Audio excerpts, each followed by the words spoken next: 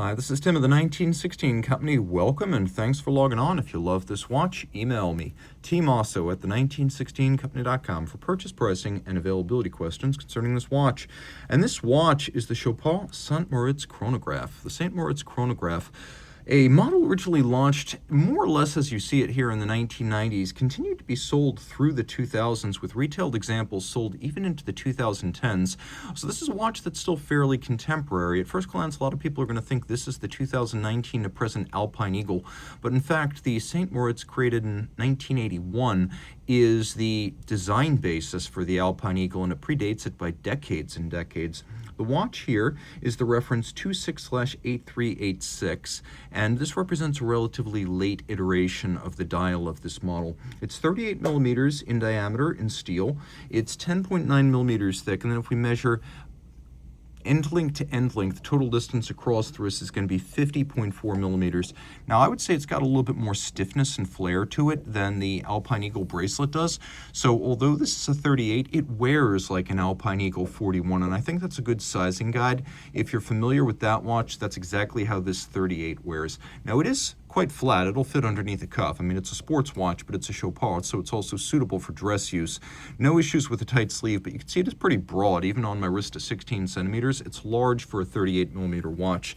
Taking a look at the bracelet, even more than the bezel and the case, this is the part that most closely resembles the Alpine Eagle. It's beautifully detailed. It's incredibly intricate, and you can see it features the interlock of primary and secondary links that characterizes the Alpine Eagle bracelet. And so essentially it's designed and assembled the same way, with every link removable, and you can see that on both sides. But also, like the Alpine Eagle bracelet, it has very little lateral play. The integrity is incredible. There's no daylight visible between the links, and because of the way the primaries and the secondaries interlink here, there is no visible gap here. Incredible physical integrity on the wrist. Vintage style Chopard logo with a frosted base, raised, relieved, and polished frame in C. We have a double deployant snap shut. It's friction fit. Close it up, and the tolerances are still quite snappy. Now you can see we've got things like satin bevels, two different focal planes, quite a bit of detailing on this bracelet. The case isn't quite as nuanced, but it does have some breaks between curves and creases, satin, and polish, and you can see that well. In this instance, you can see that the screws on the bezel are in fact screws and not bolts. If you have a bolt, like an Audemars Piguet Royal Oak, you can align them perfectly. If it's a screw, then it's going to seat wherever it seats. But you can see that it's very much in the vein of the late 70s, early 80s integrated bracelet aesthetic that has come back to life with a vengeance in our era. We've got the elevated bezel, we've got these flanking winglets, we've got a screw-down crown, and it is 100 meters water resistant, so it's still a very viable sports watch. It's also lumed, and we'll take a look at that right now. We're well into the era of Luminova, although earlier versions of this watch would have featured tritium. You can see, oddly, we have luminescent subregisters, although not the seconds hand, but the hours and the minutes, which just absolutely beat you over the head, are labeled hours and minutes. Aside from that one styling peccadillo, I like the fact that this is a richly detailed dial, and the closer you get, the more you see.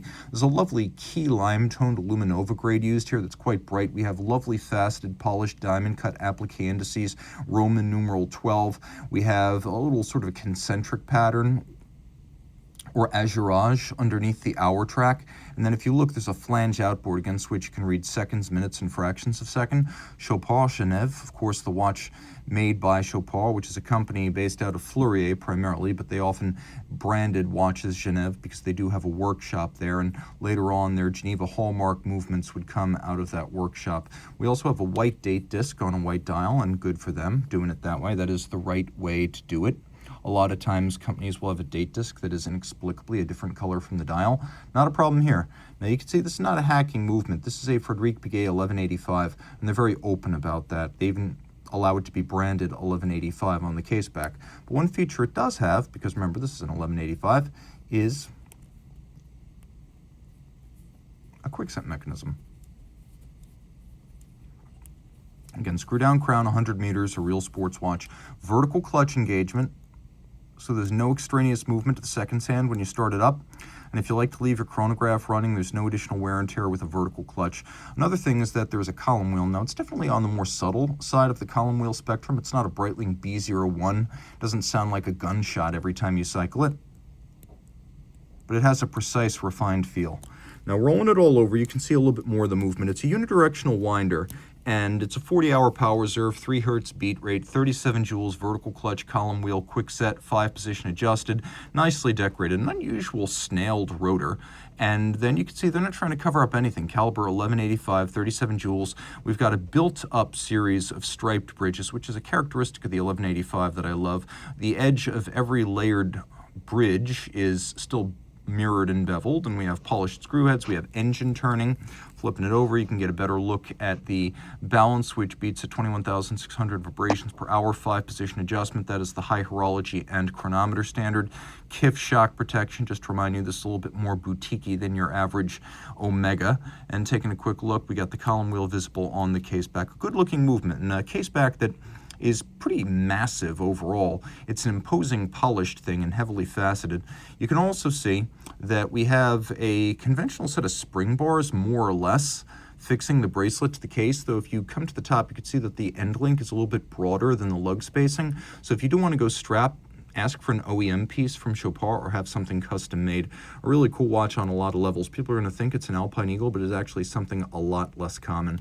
So reach out to Team Mosso at the 1916company.com for purchase and pricing details.